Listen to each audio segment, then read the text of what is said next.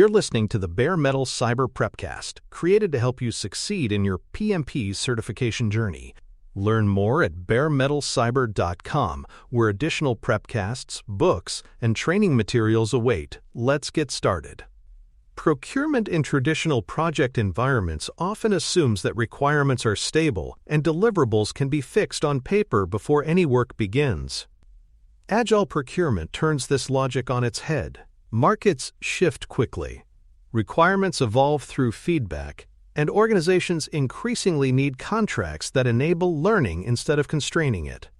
In an agile procurement approach, the aim is not just to deliver everything that was imagined up front, but to deliver value in increments, adapting as new information emerges. This requires a contract that aligns incentives to outcomes realized rather than hours billed. When vendor and client both focus on value delivered, the relationship becomes a partnership in discovery rather than a rigid transaction. Aligning contracts to agile delivery means rethinking what gets measured. Instead of counting only deliverables, parties must ask whether increments meet acceptance criteria, whether functionality is adopted by users, and whether the delivered work contributes to business goals. This approach acknowledges uncertainty and treats it as a design feature, not a flaw. By incentivizing learning, contracts become vehicles for innovation. The project manager plays a key role here, ensuring that both the vendor and the client stakeholders understand that agile procurement is about adaptability and value, not endless scope creep. Success is defined not by sticking to outdated requirements, but by meeting evolving needs responsibly. Another key principle is risk sharing. Traditional contracts often push risk entirely onto one-side fixed-price contracts saddle vendors with uncertainty, while time and materials contracts shift all risk to the buyer. Agile contracts seek balance. For example, a phased pilot with outcome-based evaluation allows the buyer to test value while limiting exposure. Vendors benefit because they can demonstrate capability in increments and reduce reputational risk. Buyers benefit because they avoid full commitment until results are visible. Through this balancing act, agile procurement builds trust. Both sides share risk, learn together, and adjust scope and cost with evidence rather than assumption. Choosing the right contract structure depends heavily on the level of uncertainty in scope. For areas where requirements are stable and well understood, fixed-price contracts still work effectively. But when requirements are evolving, a time and materials model with a not-to-exceed ceiling provides flexibility while limiting exposure. Outcome-based clauses can also be added to either model. These link compensation to service levels, adoption rates, or other measures of realized value. For projects with high uncertainty, phased buys and pilot engagements reduce risk by testing vendor performance in smaller increments. PMI emphasizes this matching of contract type to uncertainty as part of sound procurement management. Outcome-based clauses are particularly powerful. Instead of paying for effort logged, the client pays for outcomes achieved, such as meeting service levels or hitting adoption targets.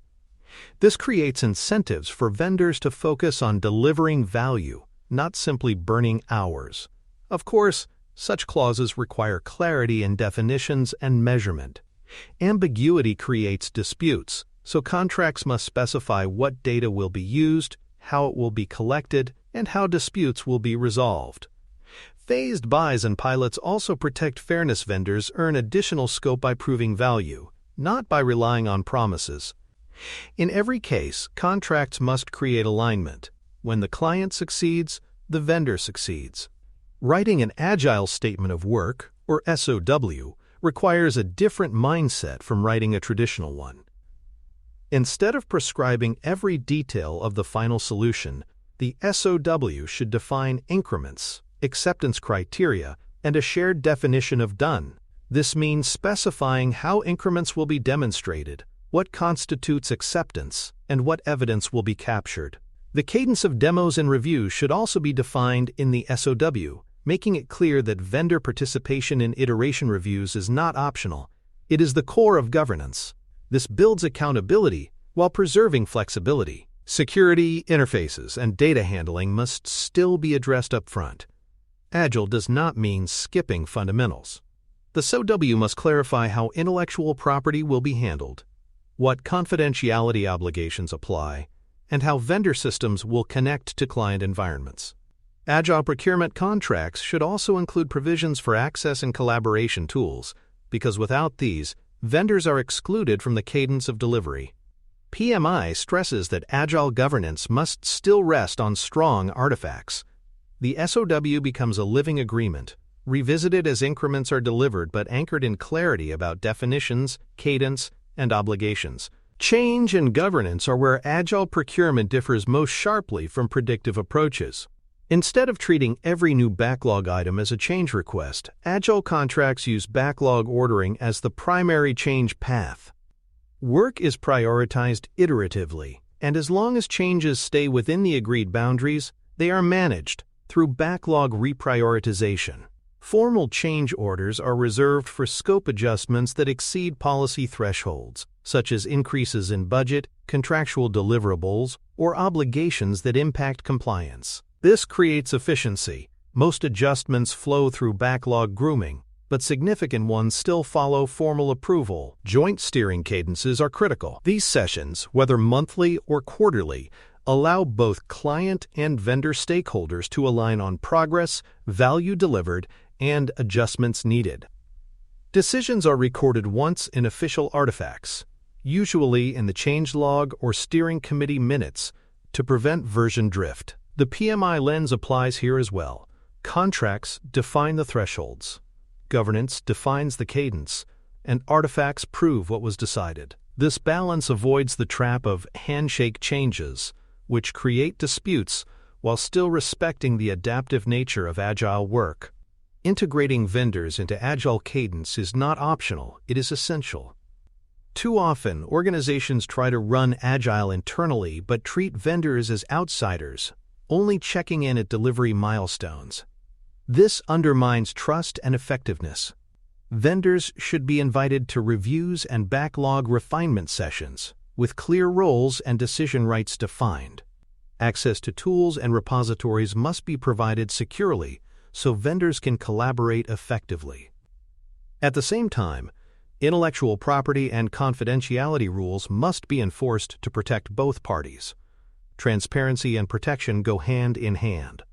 PMI expects you to recognize that integration into cadence is part of governance, not a courtesy. Escalation ladders must also be published and agreed upon.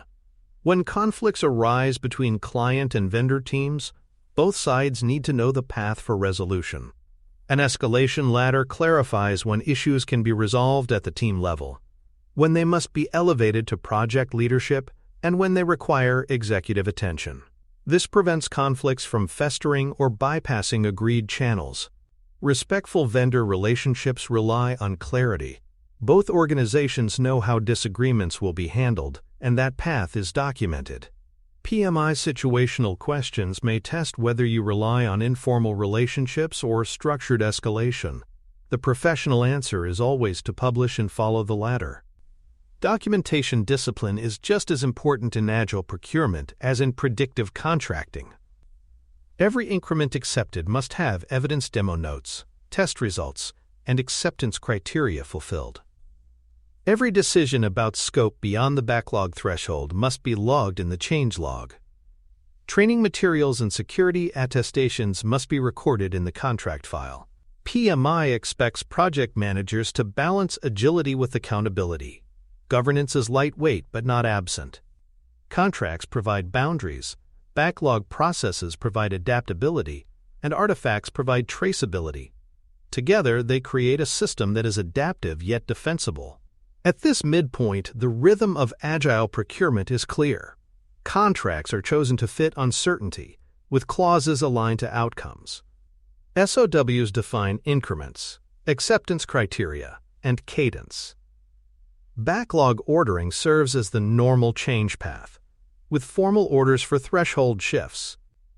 Vendors are integrated into cadence, with access provided securely and escalation ladders published. And documentation proves that value was delivered incrementally and decisions were recorded once. PMI's exam will test whether you prioritize handshake agreements or policy-driven adaptation.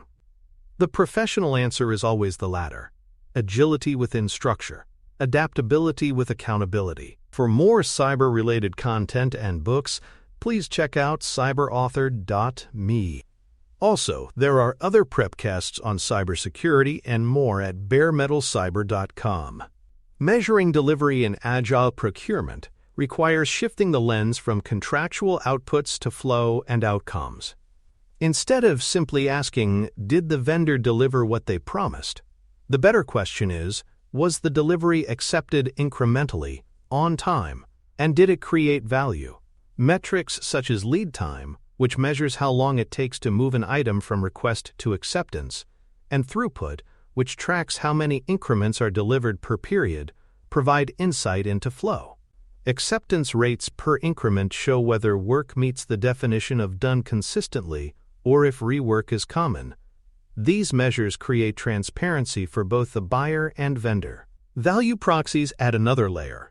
Adoption rates, quality trends, and service level adherence are more meaningful than raw effort logged. For example, a backlog item marked done but not used by end users provides little value. Tying outcomes to milestones, such as increases in customer satisfaction, reductions in processing time, or improvements in compliance, aligns procurement with the real purpose of projects.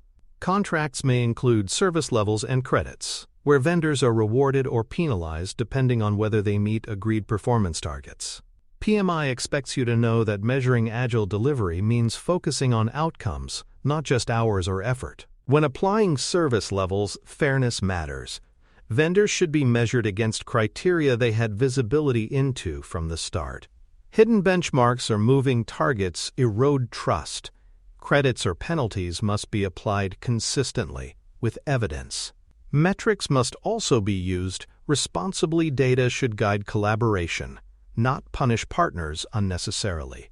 The aim is not to catch vendors failing, but to align both parties around improving flow and delivering value.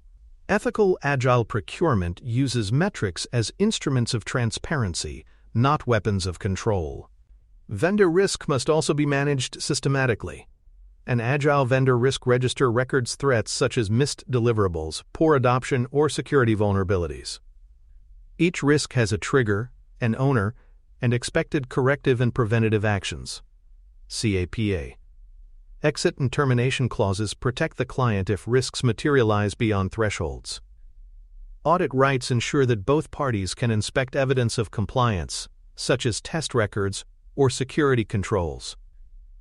Data return and destruction clauses guarantee that when the relationship ends, sensitive information is handled responsibly. Security reviews and access hygiene must begin on day one, not after a breach. PMI emphasizes that managing vendor risk is part of governance, not an afterthought.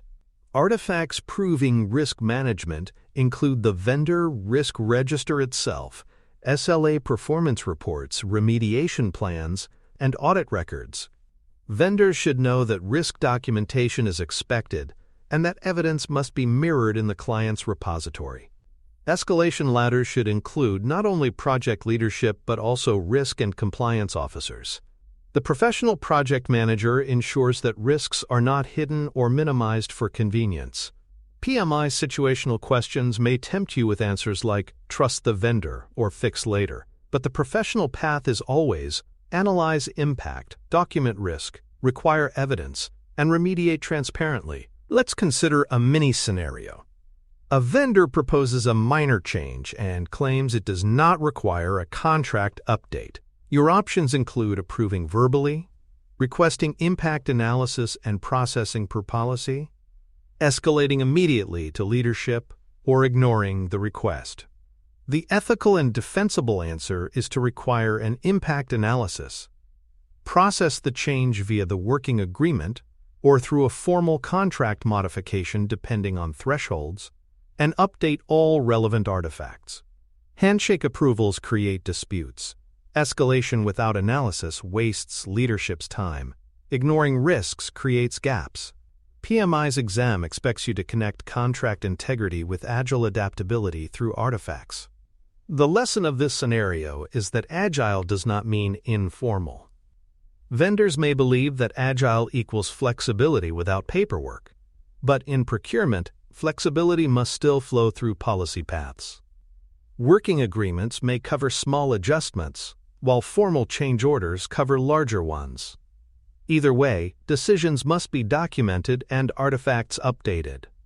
PMI stresses that project managers protect both agility and accountability by insisting that all changes flow through visible, defensible paths. Agile procurement is about blending adaptability with compliance, not replacing one with the other.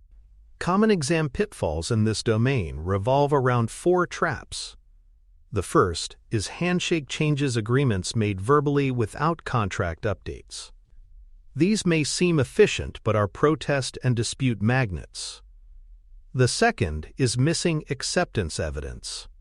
Without demo notes or test records, done is just a claim, not a fact. The third is misaligned incentives contracts that reward hours worked instead of outcomes achieved. This leads to wasted resources and diminished trust. The fourth is mixing fixed scope with agile backlog management without a clear policy bridge. This creates conflicts when vendors expect flexibility, but clients expect rigidity. PMI situational questions will often embed these traps as tempting but incorrect options. Another frequent pitfall is excluding vendors from cadence events. If vendors are not invited to backlog refinement or reviews, misalignment grows and disputes follow. Agile procurement requires full participation. Vendors cannot be treated as external black boxes. The correct PMI exam answer will always highlight inclusion, transparency, and evidence.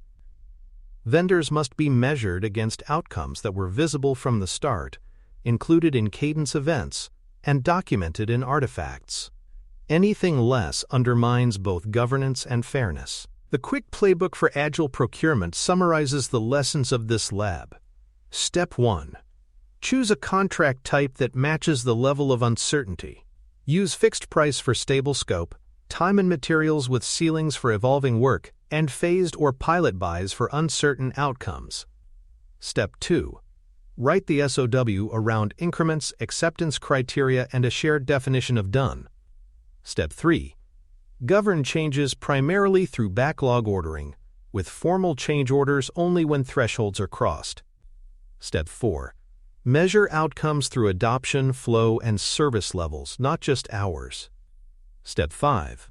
Manage vendor risk through registers, SLA enforcement, audit rights, and security controls. By following this playbook, project managers ensure that Agile procurement delivers both adaptability and defensibility.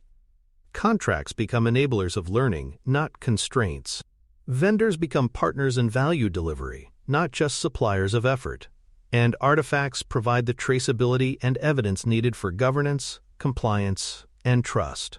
PMI's exam will test whether you choose handshake shortcuts or documented processes, cosmetic metrics or outcome-based measures, isolation or inclusion. The professional answer is always to blend agile adaptability with procurement integrity. That balance is what makes projects both flexible and trustworthy. The closing reflection is that procurement is not separate from agile delivery. It is part of it. Without procurement discipline, agile teams cannot adapt sustainably because changes create disputes or compliance risks. Without agile adaptability, procurement becomes rigid, failing to respond to evolving needs. Ethical project managers operate at the intersection, creating systems where contracts reward outcomes, SOWs define increments, changes flow through backlog policies, and vendors are integrated into cadence. That is how you partner for iterative delivery.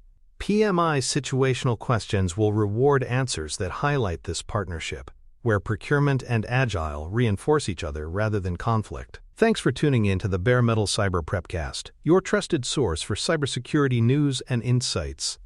Remember to subscribe at baremetalcyber.com so you never miss an update. And visit cyberauthor.me for best-selling cybersecurity books that equip you with expert knowledge. Until next time, stay secure and stay vigilant.